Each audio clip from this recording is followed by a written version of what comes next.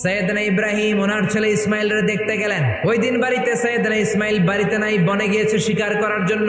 বাড়িতে সৈয়দনা ইসমাইলের বিবি সৈয়দনা ইব্রাহিম ঘরের দরজার বাইরে থেকে সালাম দিয়ে বললেন, আসসালামু আলাইকুম। ভেতর থেকে কর্কশ গলায় একটা মেয়ে সালামের উত্তর দিয়ে বলল, ওয়া আলাইকাস সালাম। জিজ্ঞেস করলো সৈয়দনা ইব্রাহিম, মা কেমন আছো? মেয়েটা কয়, বেশি সুবিধার না। তোমাদের খাওয়া দাওয়া কেমন চলে? ভালো না। তোমার জামাই কই? বনে গেছে। এবার মেয়েটা বলতেছে, আমনে কেডা? সৈয়দনা ইব্রাহিম বলে, আমি কে চিনবা না? স্বামী যখন বন থেকে ফিরবে তোমার স্বামীর একটা সালাম দিবা, বলবা ঘরের দরজার চৌকাটটা যেন তোমার স্বামী পাল্টে দেয়। এই কথা বলে ইব্রাহিম চলে গেলেন। ইসমাইল আসার পরে বিবি বলতে আরম্ভ করছে, দুপুরবেলা একটা বুড়া আইছিল। বুড়া সৈয়দনা ইসমাইল বলে, কোন বুড়া আসছে? কি বলছে? বিবি বলে, আপনারে সালাম বলছে। ওয়ালাইকুমুস সালাম। আর কি বলেছে? আর বলছে ঘরের দরজার চৌকাট যেন আপনি পাল্টে ফেলেন। এই কথা বলার পরে সৈয়দনা ইসমাইল চিৎকার দিয়ে বলে, ও কি করলি তুই? নিজের কপাল পড়লি, নিজের কপালে নিজে কুড়াল মারলি।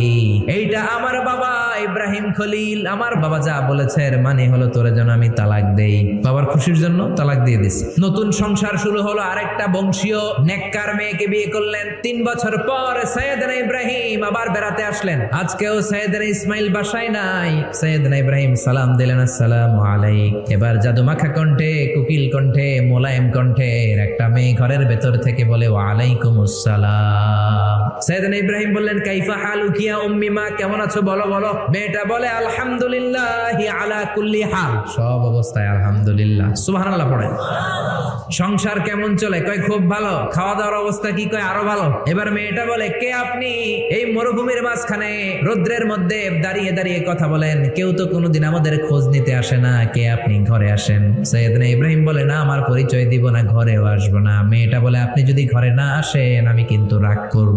জোর করে ঘরে নিলেন, শরবত খাওয়ালেন, খেজুর খাওয়ালেন, রুটি খাওয়ালেন, মাংস খাওয়ালেন। সৈয়দনা ইব্রাহিমও চোখের পানি ছেড়ে দোয়া করলেন আর বললেন, তোমার স্বামী যখন বন থেকে ফিরে আসবে তোমার স্বামীর একটা সালাম দিবা, বলবা ঘরের দরজার নতুন চৌকাট যেন জীবনেও না পাল্টায়। চলে গেলেন। ইসমাইল আসলেন। বিবি বলল, নুরানি চেহারার এক আল্লাহর ওলির মতো মুরব্বী লোক আসছিল। মুরব্বী আসছে শুনে ইসমাইল তো ভয় পেয়ে গেলেন। কিরে, কেমন আচরণ করেছিস বল? বিবি বলে, আপনি ভয় পাবেন না, আমি খুব ভালো আচরণ করেছি, আপ্যায়ন করেছি। তিনিও খুশি হয়ে আমার মাথায় হাত বুলিয়ে দোয়া করে দিয়েছেন আর বলেছেন ঘরের দরজার নতুন চৌকাট যেন জীবনেও আপনি না পাল্টান। সুবহানাল্লাহ।